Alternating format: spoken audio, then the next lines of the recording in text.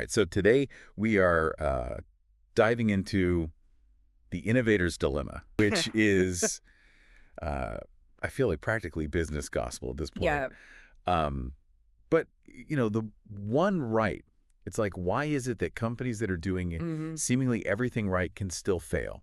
Yeah, that's the million-dollar question that the innovator's dilemma is tackling. Yeah. It really challenges this notion that good management automatically leads to success. Right. Like if you're listening to your customers and you're, being innovative on your products and you're running a tight ship, hmm you're going to be successful. And it turns out that's not always the case. Okay, so wait, are you saying that a company can do all the right things and still fail? You can, and this is particularly true when you're not paying attention to what the book calls disruptive technology. So it's not just that you come up with a cool new technology Right. or that there's some, trend that you miss. hmm These are fundamental shifts in technology that Right. change how things are done, and they often start very small. So it's like they sneak up on you. They totally sneak up on you. Yeah. And the thing is that they often don't appeal to your main customer base. Okay. So if you are a company, and particularly if you're a successful company, Right. you may see focusing on these disruptive technologies as a distraction. It's like ignoring that tiny little crack in your windshield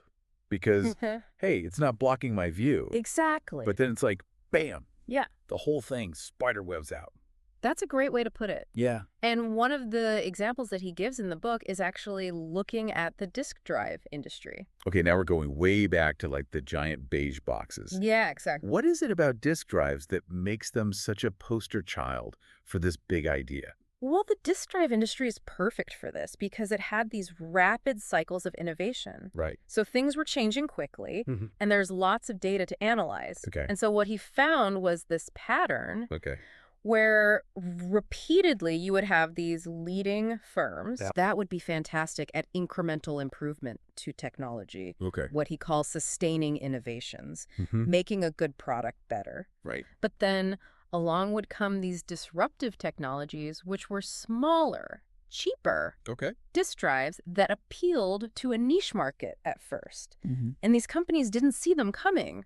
So they were too busy polishing their trophies to realize that the game was changing. Exactly. Ouch. Yeah. And so, he gives the example of Seagate, which was a dominant disk drive manufacturer. Okay. And when the 3.5-inch drive came out, Okay.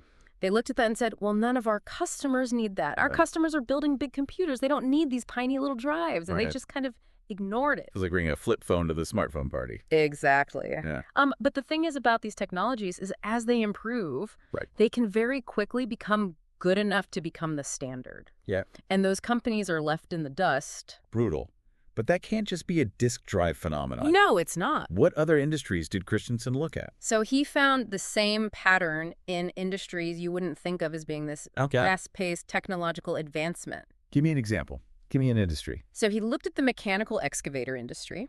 Okay. And in excavators, you had these big established players who were making these massive, powerful machines. Right. And then these hydraulic excavators came along. Okay. And at first, they were much weaker and less powerful than the big cable-driven excavators. And so they could only really serve this niche market. So they were the underdog of the excavator world. Exactly. Right. But just like those disk drives, as that technology improved, it Right. became more powerful and more versatile. Mm. And they ended up dominating that market.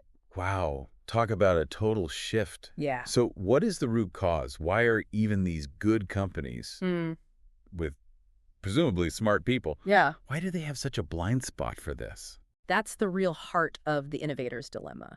It's not that these are dumb companies or that they have bad management. Okay. It's about the way that companies are set up to make decisions Okay. and the forces that cause them to make decisions that ultimately are not in their best interest. All right, so unpack this a little bit because I have a feeling that these forces are something that we need to be aware of Absolutely. to avoid a similar fate. So one of the big things that Christensen points out is this idea of resource dependence. And this is the idea that even large companies are dependent on customers and investors Keep the like on. for the resources to operate. Right, if you don't make the people with the money happy, Yep. you're not going to be in business very long. And so because of that, companies naturally prioritize investments that are going to satisfy those stakeholders. Right, so if your biggest client is like, hey, we need you to improve this feature. Yeah. You're going to put your resources toward that and not toward some experimental thing that might not work. Right. And so what happens is that good resource allocation, which is a hallmark of a well-managed company, Right. can actually become a liability. Wait, so you're saying that the thing that makes these companies successful can also lead to their downfall? Yeah, that's the innovator's dilemma. Okay, so now we're getting to the dilemma part. Yeah. Okay. The same processes that are very good at making sure that you're funding those customer-driven sustaining innovations Right. are the same processes that filter out these disruptive technologies because they are too risky or they're too niche. Or it's not immediately obvious how they're going to make a bunch of money. Exactly. Okay. So it's like you're damned if you do and you're damned if you don't. Yeah, and on top of that, you have what Christensen calls the allure of upmarket movement. Okay. Allure of upmarket movement. I like the sound of that already. Tell me more. So when you think about it, high-performance products, Okay. which tend to appeal to a more established market, those come with higher profit margins. Right, make more money. Exactly. And plus, as companies grow, they need to serve larger markets in order to sustain that growth. So you start small, Yeah. and then you grow, you get a little bit bigger, and then you set your sights on bigger markets, and that just makes sense. That's the natural progression, yeah. Right. But this need to constantly move upmarket to serve those Right. higher-end customers can blind companies from what's going on in those lower markets. So they're so busy, like, climbing the mountain that they don't even realize that there's a whole different mountain range That's a great analogy. shelving next to them. Yeah. Yeah, and it's not because they're making bad decisions. It Right. seems very logical based on the information they have at the time Right. and the structures that they've set up. It's like the rules of the game are about to change. They're playing by the old rules. Exactly. So given all of this, how do you navigate this? What do you do if you're a company Yeah. that's facing this innovator's dilemma? Well, that's one of the things that Christensen talks about in the book is he doesn't just give this dire warning. He actually offers some strategies for how to deal with it. Okay. And it's not just about trying to be more innovative or to predict the future perfectly. Right. It's about changing the way your company is structured Mm-hmm. to allow for this kind of disruption to happen. Okay, you've really piqued my interest here because I think that's what we all want to know is like, how do I not only survive this, but how do I thrive? Exactly. So let's get into it. One of the things that he suggests is creating independent organizations. Okay, so unpack that a little bit for me. Yeah. So you're saying like the best way to deal with disruption is to like create more disruption, A little bit, yeah. but on purpose. Yeah. So it's about setting up a separate entity that is ring-fenced from the mothership that can actually go after these technologies. So you're essentially giving the keys to the car to some of your most innovative thinkers. And you're saying, hey, go do something amazing over there. Don't worry about the rules over here. We're going to focus on like keeping the ship running. It's about giving them the breathing room they need to actually pursue those technologies. Okay. Because remember how we talked about resource dependence? Yes. They can have different metrics for success. Yeah. They can have different timelines. It's like that little plant that pushes up through the crack in the sidewalk. Yeah. You know, and it's like this tiny little thing, but it's got this incredible force behind it because it's driven by survival. And sometimes it can break up the whole sidewalk. Right. And then it turns into this beautiful tree. Exactly. And there are tons of examples of companies that did this very successfully. Okay, like who? So, Quantum with their disk drives. Oh. They spun off an organization to specifically target those smaller markets. Okay. Control Data did the same thing. Who? They set up a separate unit to develop that 5.25-inch drive in Oklahoma City. So how do you keep those separate units then still connected to the mother company? Right. Because you don't want to just create these islands of innovation that never actually benefit the company as a whole. So it's a balancing act. Right. You have to give them enough autonomy to really operate effectively in that space. Right. But you also don't want to completely cut them off. So there needs to be some kind of communication, some kind of Exactly. shared resources, maybe even some of the personnel, like go back and forth a little bit. Yeah, it's about like cross-pollination of ideas without actually stifling that entrepreneurial spirit. So it's almost like two train tracks running parallel to each other, but Yeah. eventually they will converge. Exact. Okay. Yeah. So that's independent units. Right. What else did Christensen talk about? Another really important thing is he talks about planning for learning, not just execution. Okay. Planning for learning. I kind of like the sound of that. Yeah. So how is that different from traditional planning, where you're supposed to have Thanks. all your ducks in a row, you have your projections, you know exactly how it's going to go?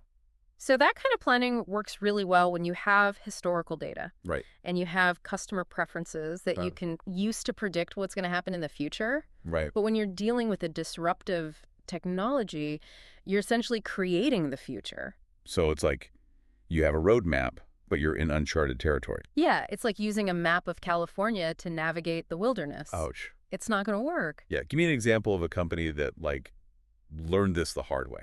So we talked about Hewlett-Packard. Yeah, okay. They were developing this 1.3-inch disk drive called the Kitty Hawk, Uh, and their market research said this is going to be the drive for these personal digital assistants. okay, PDAs. Right, I remember those. Right. And so they had all these features. Okay. They put tons of resources into developing these features for this market that they thought was going to explode, Okay. and it just didn't materialize. So they were like, this is the perfect product for the perfect market, and it just... It just totally flopped. Wow.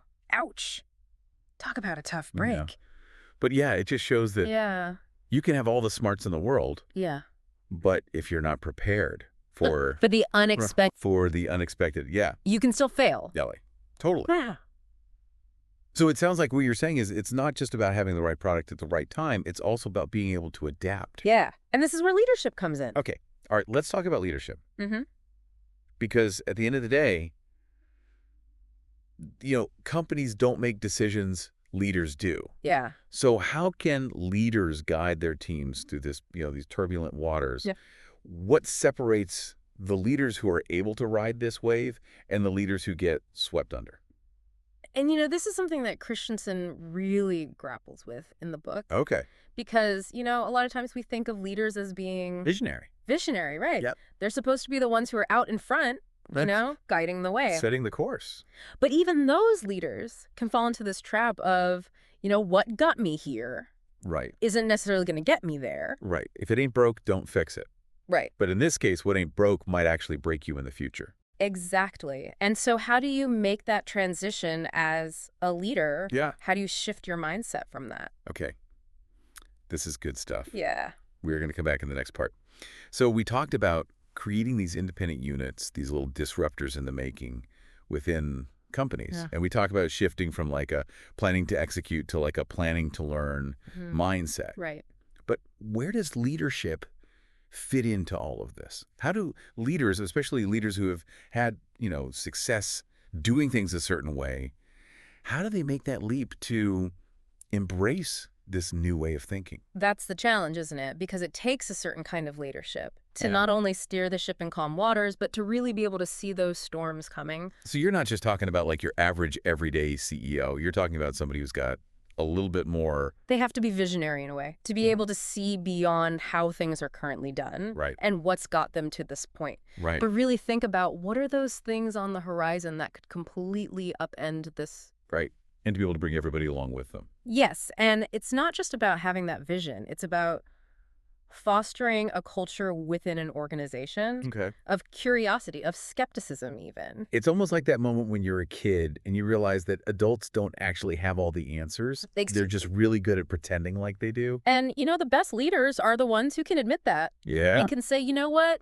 We might be wrong. Yeah. Let's investigate this. Let's not be afraid to challenge the status quo. Exactly. Even if, and especially if that status quo has been very good to us in the past. And this is how companies become those cautionary tales. Right. They get so good at doing things a certain way Right. that they're unwilling to change even when all of the signals are telling them. It's like they're so busy defending their turf, Yeah, they don't realize that the game has changed. exactly. And so, one of the things that Christensen argues is that Yeah.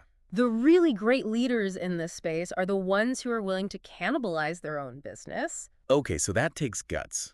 It does. To be like, I'm going to tear this down even though it's working really well. Yeah, because they see that long-term vision. Yeah. That what got me here isn't necessarily what's going to get me to that next level. Wow. So if you are a leader in a company right now, and especially if you're a leader in a position of power, this book is like a giant wake-up call. Yeah. It's like, don't get comfortable. Don't rest on your laurels. Don't rest on your laurels.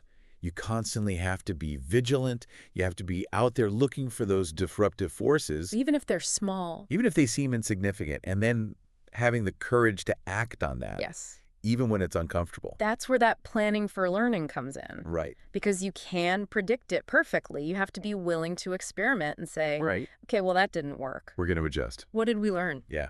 What did we learn? This is so good.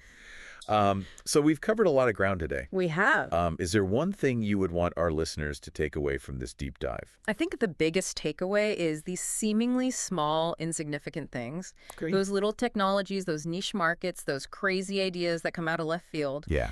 Those are the things that could make or break you. Okay. So pay attention to them, explore them, and don't be afraid to question your own assumptions about what the future holds, because it often surprises us. That is such a good reminder. So to our listeners, I challenge you, Hmm. what are those small changes that are happening in your world right now, in Sure. your industry, in your own lives that maybe seem small but could have a really big impact down the line? Don't ignore them. Embrace them, explore them, because you never know. They just might be the seeds of the next big disruption. And that's a wrap on another deep dive.